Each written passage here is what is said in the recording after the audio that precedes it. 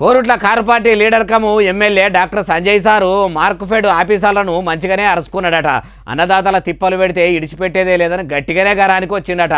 మార్క్ఫెడ్ ఆఫీసర్లు రైతులను ఏం తిప్పలు పెడుతుర్రు, మరి ఎమ్మెల్యే సార్ ఎందుకు అంత కోపానికి వచ్చిండు అంటారా? మీరే చూడురి. Basic manners, basic constitutional rights, basic respect ఇవన్నీ తెలియదా మీకు?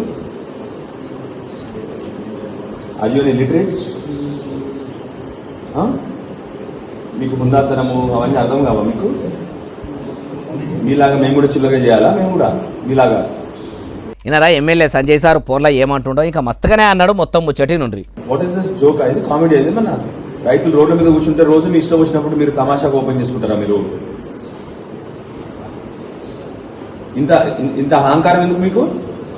10-15 దినాల సంధి అన్నదాతలంతా మొక్కజొన్నలు తెచ్చుకొని రోడ్ల మీద కల్లాలు పోసుకొని కొనుగోలు కేంద్రాల కోసం పిట్టకు పెట్టుకొని ఎదురు చూస్తుంటే మార్క్ఫెడ్ ఆఫీసర్లు ఎవ్వరు కూడా పట్టించుకుంటలేరని కోరుట్ల ఎమ్మెల్యే సార్ కోపానికి వచ్చిండి. ఇంకా మస్తుగానే అన్నాడు. మొత్తం ముచ్చటి నుండి ఒకరు పీపుల్ అక్కడ వాళ్ళందరూ రెడీగా కూర్చున్నారు. పాపం మక్కలు కొనుగోలు స్టార్ట్ అవుతుందని, ఆ మక్కలు కొనుగోలు బంద్ చేయడానికి మీరెవరో వస్తారు, వాళ్ళు వస్తారు, వీళ్ళు వస్తారు అని చెప్పేసి ఇంకా 4 రోజులు పోస్ట్ పోన్ చేస్తారా?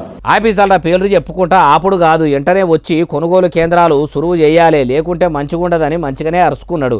అయ్యా ఎమ్మెల్యే సంజయ్ సారు, మీరన్నట్టే జర మొక్కజొన్న రైతుల గురించి ఆలోచన చేసి మార్క్ఫెడ్ ఆఫీసర్లను పిలుచుకొని కొనుగోలు కేంద్రాలు సురువు చేపించి అన్నదాతల బాధలు వాపే పని మీరే ముంగటేసుకొని సారు, మంచిగుంటది అంటుర్రు ఈ ముచ్చటిన్నోళ్ళు.